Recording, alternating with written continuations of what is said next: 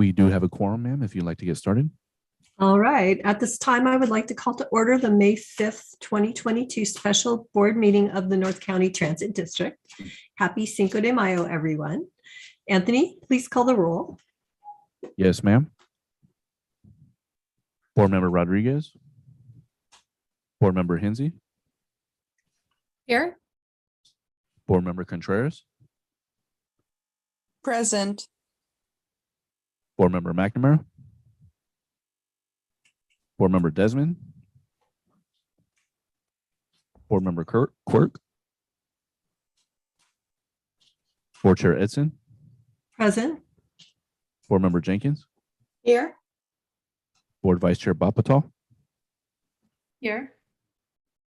Board Member Whitburn. That is the roll call, ma'am. Thank you, Anthony. Could you please offer us a safety brief and evacuation procedures? Yes, ma'am. For those of us here in the building, in the event of an emergency, I'll dial 911. In the event of an evacuation, please exit the building using the stairs. Do not use the elevators. Once cleared of the building, please do not re-enter unless told to do so by emergency personnel. We have fire alarms and fire extinguishers located on each floor of this building. We also have a portable defibrillator located on the first floor and staff on hand trained on CPR procedures. That concludes my safety brief, ma'am. Thank you. Anthony, do we have any public comments today? We do not, ma'am. Great. At this time, public registration to speak on this item, in that case, will end. Before we proceed, I will share two quick protocol items. First, I ask board members to please hold comments and questions until after today's agenda item has been presented. And second, when the time comes for board member questions and comments, please use the raise hand function. Wait until you're called upon to speak and state your name once called upon. We have one item on today's agenda. Laura Cote, Chief Administrative Officer, will now review item 1. Thank you, Chair and members of the board. Good afternoon. So this item is asking you to once again consider the option of whether you would like to hold virtual, which would include hybrid meetings through May 19th, which is through the board meeting of this month, per Assembly Bill 361, or to resume in-person meetings. Next slide, please. So as mentioned at prior board meetings, Governor Newsom signed AB 361 into law in September of last year, which modified the provisions of the government code related to teleconference meetings. This bill is technically in effect until January 1st, 2024, and it allows local agencies to hold meetings virtually so long as a state or local emergency has been declared, or that those same officials have continued to impose or recommend measures to promote social distancing. So the governor has removed many provisions of the state of emergency thus far, however, has yet to terminate it altogether. Next slide, please. So on February 28th of this year, the governor issued Executive Order N522, which extended quite a few provisions of the state of emergency through May 5th in order to ensure that OSHA, Occupational Safety and Health Standards Board, had time to review the new COVID guidance. And on April 26th, after your last meeting, this ETS was extended, which we didn't expect at the time, through December 31st of this year. So other recent legislation I'd like to offer you in support of your conversation today, just really an update on a couple of bills in the Assembly. First, AB 1944 would effectively memorialize some of the provisions of AB 361, such as allowing teleconferencing of the governing body without requiring disclosure of the address for where someone is virtually attending. It would also require that the public be able to access the meeting virtually. Next slide, please. We're also following AB 2449, which would authorize members of the local legislative bodies to teleconference from a remote location, so long as a quorum of members are present in person to conduct the meeting.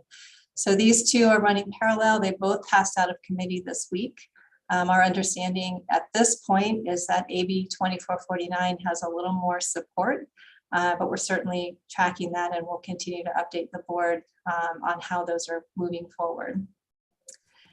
So one other update I wanted to mention is that on April 19th, NCTD removed the requirement for face coverings for both passengers as well as our employees who work in our transit facilities And that was after U.S. District Judge Mizell ended the mandate.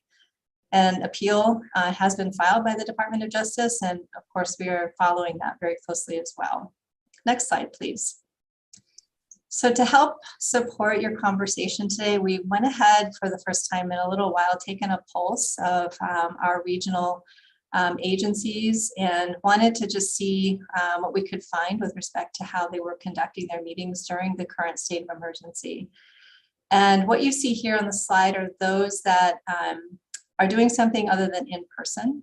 So these particular agencies, what I've noted here, hybrid, I have a couple of columns, one specifically to board or council or governing body participation, and then how these groups are handling public participation. So as you can see here, we have quite a few that are hybrid, a couple that are virtual, but all of these are supported by a proclamation, which allows them to waive some of the Brown Act provisions related to teleconferencing meetings. And the other thing I wanted to mention, we did take a look at the latest statistics for COVID related to our region. And for this week compared to last week, we did know that there has been an increase of cases by 26% in the county. However, serious cases and death continues to remain low. Next slide, please. So we're here to understand how the board would like to proceed under this information. We have asked if you could please take a look at one of these two alternatives, adopting a resolution, which would be 22-06, proclaiming a local emergency, which would ratify the proclamation of a state of emergency and reauthorize remote teleconferencing meetings of the legislative bodies of the North County Transit District. And that's in compliance with AB 361 and would be effective through May, which is your next board meeting. Or if you'd like to resume in-person meetings effective tomorrow. So that concludes my presentation. I'd be happy to answer any questions that you may have at this time. Thank you, Laura. Sharon, is your question relating to Laura's presentation or these comments? Because if it's comments, we should ask if there are any public comments first. Wait. Okay, Anthony, do we have any public comments? We do not, ma'am. Okay, thank you. At this time, public registration to speak on this item will end. Now, Councilmember Jenkins. Yes, I have a question of staff. Have you been able to create the appropriate social distance space in the boardroom as might be required, or is that not a necessity anymore? Technically not a necessity anymore. However, when we've gotten together internally to walk through some protocols we recommend, we would like to see a little more spacing out of public if you choose to have the public back in person. We also have plexiglass dividers if an individual from the board would like to have one. I don't know if all of you have been to the boardroom, but there are definitely some limitations physically. But those are the two that we would recommend should we go back to in-person or hybrid meetings. And regarding the hybrid, if I understood you correctly from these different legislative actions, if we were to go to a hybrid, the board members would have a choice whether they want to be virtual or go into the boardroom. Correct. Yep. And technically, the choice has been there if you wanted to come in person. But that would be something I would definitely like some guidance if you choose to go that direction on how you want to handle members of the public. Okay. I think that's all of my questions. I guess my comment is I would like to see us get into a hybrid mode. I don't know that the state of emergency is as serious as it was in the past. So those would be my comments about that. I'll wait to hear what others have to say. Okay, seeing no further hands raised, I will make a comment or two. Now everyone's hands are raised, but since I'm taking the lead right now. Basically, at Sandag, there was a great deal of discussion about where to go with this. And the decision was made to remain hybrid, but with a pinky promise that if, cases did not escalate dramatically, that board members would, if they were comfortable and able, would try to attend. So I think that the direction is that we're trying to all go back, but we all want to be safe. Part of what really turned the vote at Sandag was that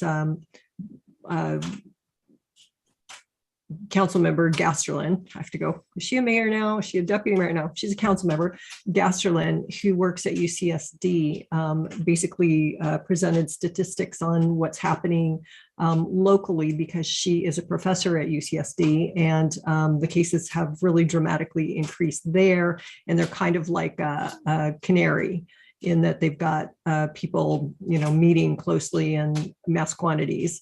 So the decision was made to allow hybrid so that people could make that choice and be at their comfort level. And also, if cases do go up dramatically, that we could all go back to not face-to-face. That would allow us to make that shift immediately. So I think that my decision at this point, my own personal decision at this point, would be to adopt the resolution proclaiming the local emergency and allowing us to continue to meet in a hybrid fashion. Director Hensey? Yeah, I was going to say comment similar to that one. That's a good analysis, and thanks for letting us know what Sandag did. I think just hearing the report from Laura that cases have gone up again 26% makes me feel that we still need that flexibility, and also to be able to participate remotely, even if you've been exposed to COVID and you don't want to risk exposing fellow board members or members of the public should we go back in. It seems like that would be a good fix. So I support those comments. Director Vice Chair Bob Patel. Sure, thank you.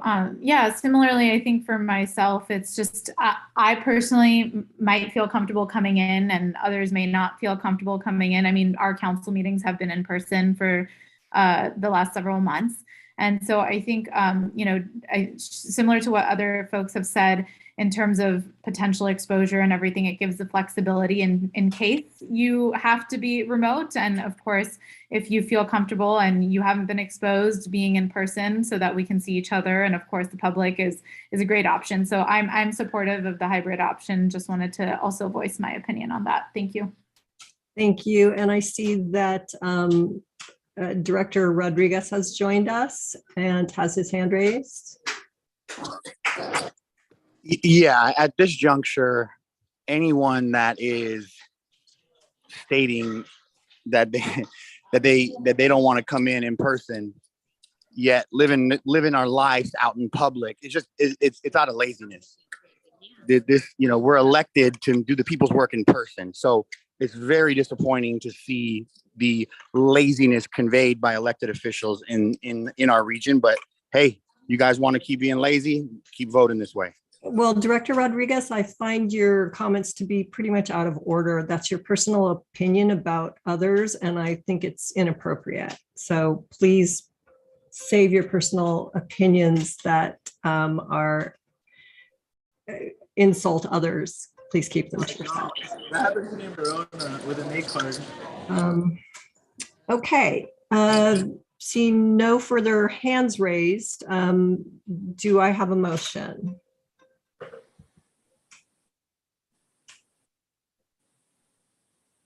I'll motion that we move to a hybrid situation. So would that be adopting the resolution? Not necessarily, because I don't feel we're in a emergency situation, but I think we have to adopt it to be in a hybrid. Is that correct? That is correct. Okay, so I'll change my motion and adopt the resolution, but stipulate that we have the hybrid option. I'll second that motion. And I see Director Contreras's hands up as well. I was going to second. So Okay. thanks. Well, it sounds like we have a second and a third. Anthony, could you please call the vote? Motion by Jenkins and second by Hensy. Thanks. Yes, ma'am. On the motion of Board Member Sharon Jenkins, seconded by Board Member Kelly Hensy, to adopt resolution number 22-06, reauthorizing virtual meetings effective May 6, 2022 through May 19, 2022. Board Vice Chair Bapatal, how do you vote? Aye. Board Member Quirt? Board Member Hensy? Yes. Board Member McNamara? Yes. Board Member Rodriguez? No. Board Member Desmond? Board Member Jenkins? I have a question first. When you say virtual, is it only virtual or can we do hybrid? This will be the hybrid, ma'am. Yes. Board Chair Edson? Yes. Board Member Contreras? Aye. Motion passes. Thank you, sir. The next scheduled meeting is the PATH Committee on May 12th, 2022 at 1 p.m. And the next regular board meeting is May 19th, 2022 at 2 p.m. This meeting is adjourned.